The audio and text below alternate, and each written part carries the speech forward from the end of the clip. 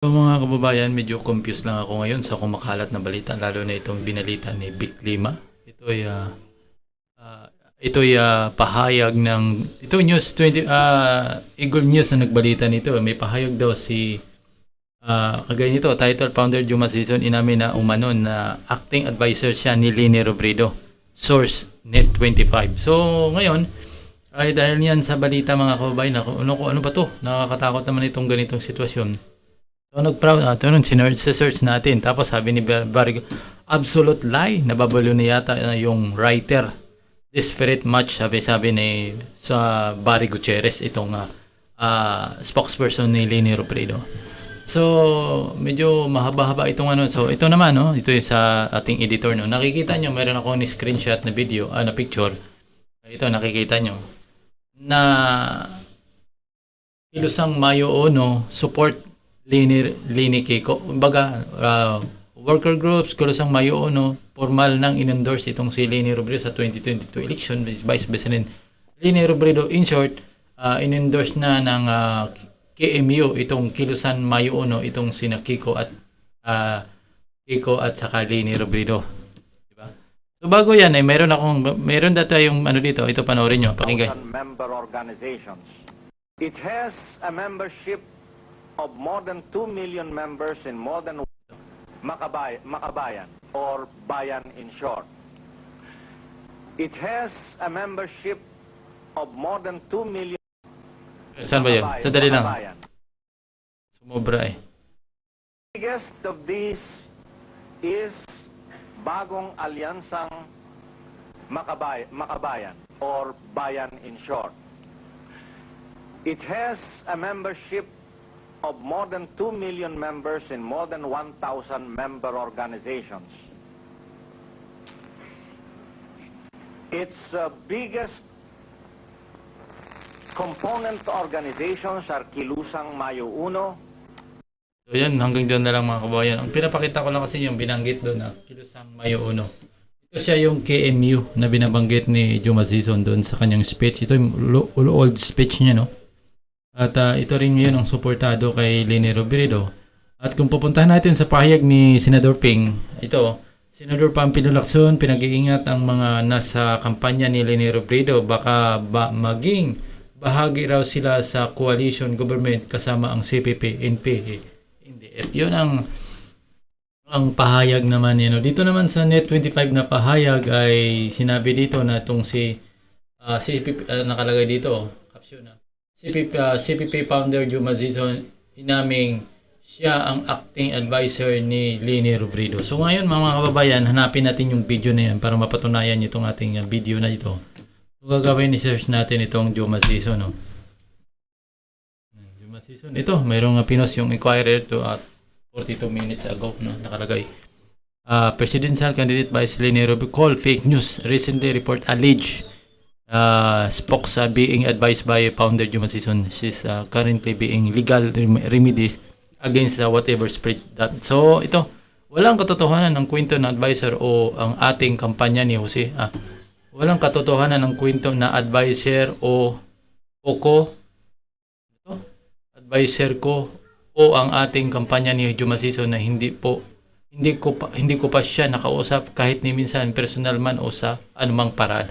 Ilang ulit kong naringan nililinaw, hindi ko kailanman nakikipag-ugnayan sa anumang individual o grupo. May sinong pahayag ito?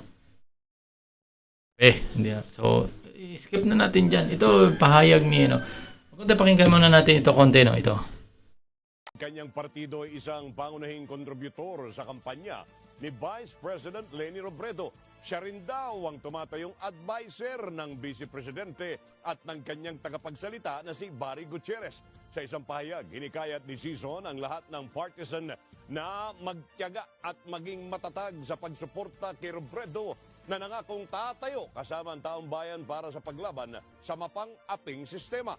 Nagbabala rin siya na ang masa ang mag-uudyok sa pagbagsak ng Administrasyong Duterte kung susubukan daw ng Pangulo na mandaya sa halalan. Nasentro ang pahayag ni Sison sa kampanya at strategy ng mga Vice Presidente kung saan hindi raw sinasadya na naging bahagi siya. Pag-amin pa ni Sison, Ilang beses siyang nakausap sa telepono ni Gutierrez kung saan inilatag niya ang ilang mga punto kung paano simulan ang pag-atake ng media sa iba pang kandidato sa pagkapangulo, partikular na sina Mayor Isko Moreno at Presidential Candidate Bongbong Marcos Jr. So yan wow, grabe, nakakatakot mga kami. So ito, hanapin pa rin natin babras natin. So, but to sa absolute lie, nababalo na yata yung writer. Desperate match, sabi ni fake news. Dinikit niya pa dito. Fake J0ma admit advisor Leni fake, sabi niya. Ito, wala to, skip natin to. Ito, nagkalat ngayon yung mga pictures, video ng na itong ginamit. So, baba tayo. Malalaman na, sigurado na ito kay to, iba to. Iba ito, SMNI.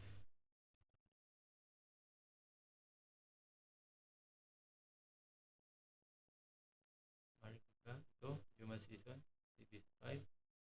tingnan natin. Ito, may pahayag si J0ma Sison. Pakinggan natin ito. Ang video na ito i-upload ko sa YouTube. Hindi ko ito ilagay sa Facebook natin. Medyo sensitive ito represent the most corrupt and brutal political. Ulitin natin mga kababayan. His chosen successors headed by the Bongbong Sara tandem would be sure losers.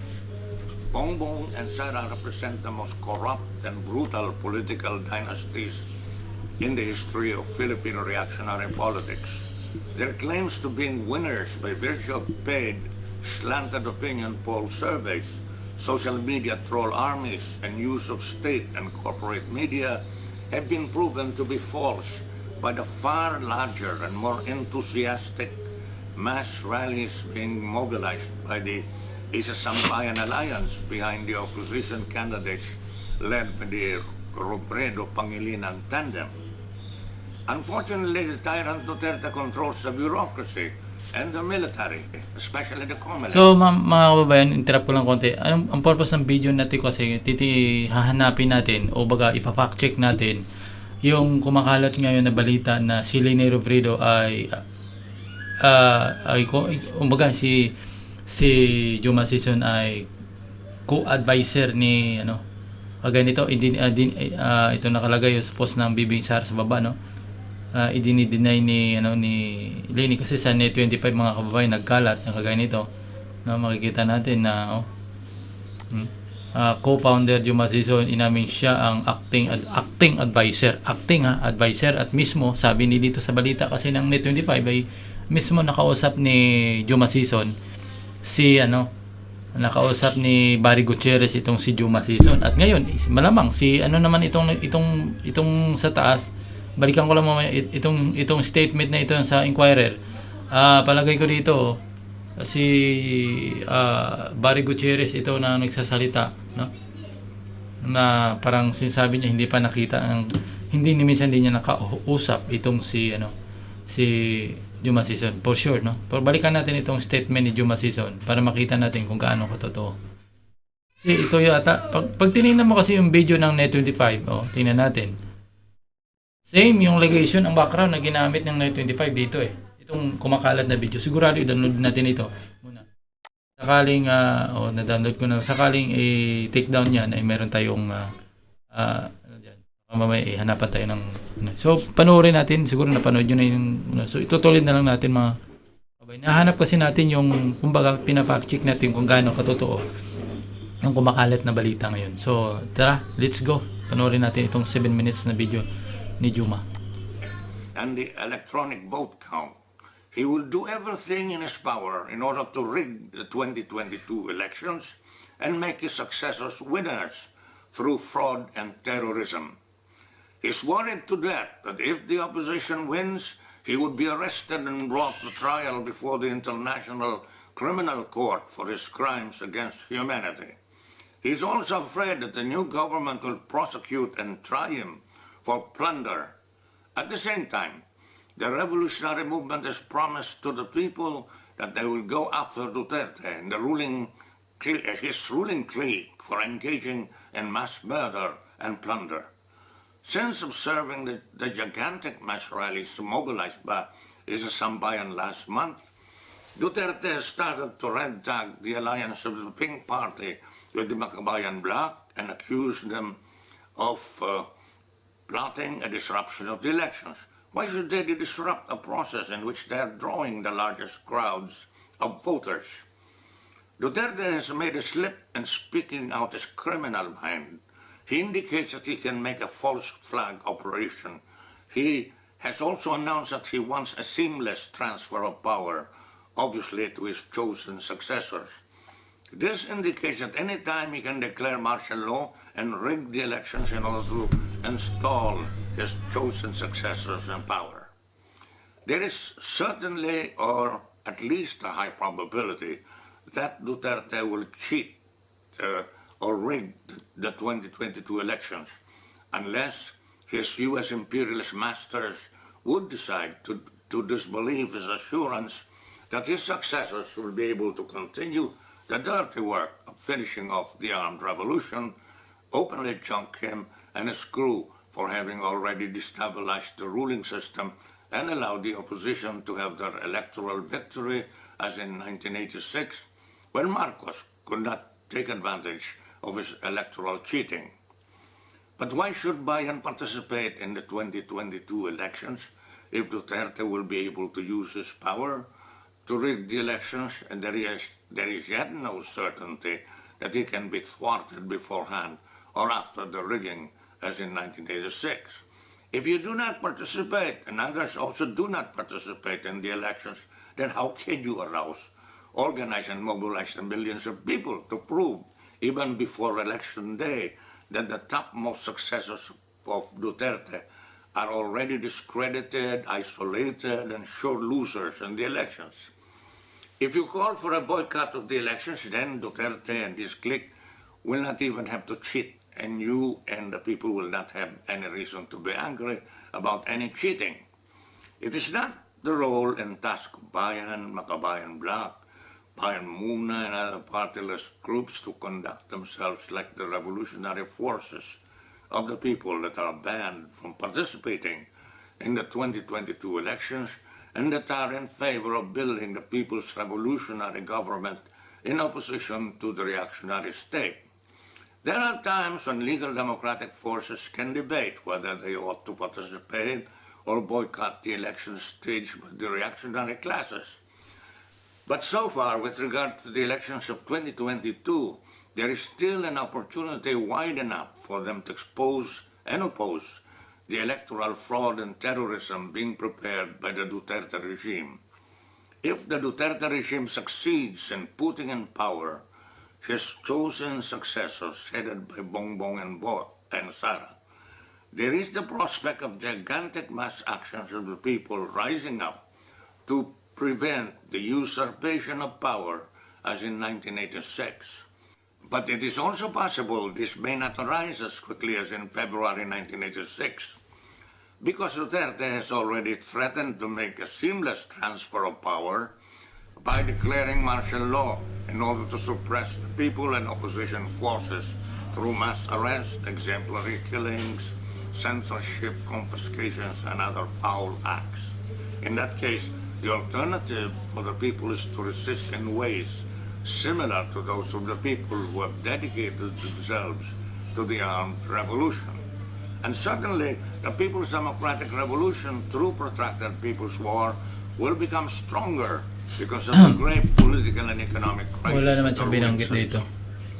As the dominant power in the Philippines, U.S. imperialism will have to weigh whether to believe that the Marcos Duterte tandem will be able to continue successfully the brutal campaign of anti-communist oppression, or let the Robredo Pangilinan tandem take power and try to stabilize the situation as Cory Aquino did in 1986. I presume that the U.S. knows the prospective real winner in the 2022 elections from the usual opinion poll survey that the CIA secretly directs from month to month before election day in the Philippines.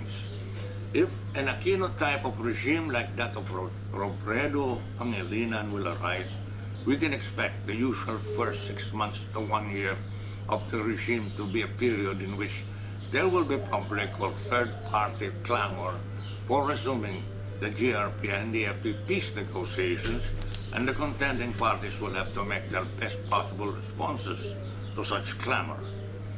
I would expect Bayan to be among those progressive forces putting forward its own timely people's agenda to encourage substantive negotiations on social, economic, and political reforms until U.S. imperialism, the big compradors and landlords, and the reactionary military officers pressure the high bureaucrat capitalists in place to slow down on the peace negotiations and speed up the campaign of military suppression. So yan, medyo parang bitin natin ang video, no? So ito naman yung pahayag ng Net25. Panoorin natin ito, ha. Wala sound. Sison na ang kanyang partido ay isang pangunahing kontributor sa kampanya ni Vice President Leni Robredo. Siya rin daw ang tumatayong advisor ng Vice Presidente at ng kanyang tagapagsalita na si Barry Gutierrez. Sa isang pahayag, hinikayat ni Sison ang lahat ng partisan na magtiyaga at maging matatag sa pagsuporta kay Robredo na nangakong tatayo kasama ang taong bayan para sa paglaban sa mapang-ating sistema. Nagbabala rin siya na ang masa ang mag-uudyok sa pagbagsak ng Administrasyong Duterte kung susubukan daw ng Pangulo na mandaya sa halalan. Nasentro ang pahayag ni Sison sa kampanya at strategy ng mga Vice Presidente kung saan hindi raw sinasadya na naging bahagi siya. Pag-amin pa ni Sison, ilang beses siyang nakausap sa telepono ni Gutierrez kung saan inilatag niya ang ilang mga punto kung paano simulan ang pag-atake ng media sa iba pang kandidato sa pagkapangulo, partikular na sina Mayor Isko Moreno at Presidential Candidate Bongbong Marcos Jr. Yan, mga kababayan, no? Inanap lang natin yung source. Ito naman ang sabi ng presidential, binasa na rin to kanina, ay parang sinasabi nila fake news daw yung kumakalat ngayon. Yun to yung statement ni kampo nila ni Leni Robredo patungkol dito sa kumakalat ngayon. So medyo nag-trending, marami nag-share itong video na galing sa Net25. Halos sa 1 hour ago, talagang tumindig. Tapos ito, makikita mo na itong mga media ay todo tanggi. Kita mo talaga na the Robredo campaign has been touched with CPP-MPA, question mark. This is the report is fake. Sabi. So ito naman, March 31, medyo nito, laban kasama ng bayan, ibang version nito. Ito, may isa pa. Panoorin natin ito ulit. Bagong elect noon na si Manila. Ito, yan ay narrative din. Ito, wala na ito. Wala na, and na. So yan mga kababayan, medyo, ay nako, nakakaano ito, medyo mahaba-haba ang video na ito ninyo, no? So, ayun ang bahala doon mga kababayan. 18 minutes. So, kayo nang bahala manghumusga doon. Kung naniwala ba kayo doon sa mga balita na kumakalat na itong si Leni Robredo ay naging advisor, naging acting advisor. Hindi naman to sinabing advisor talaga, kundi acting advisor. Acting advisor si J0ma Sison pala, acting advisor ni Leni Robredo. So maraming salamat mga kababayan. Good morning. So sa YouTube po ito i-upload, hindi sa Facebook. So gagawa ako ng ibang version nito para pang Facebook. So maraming salamat.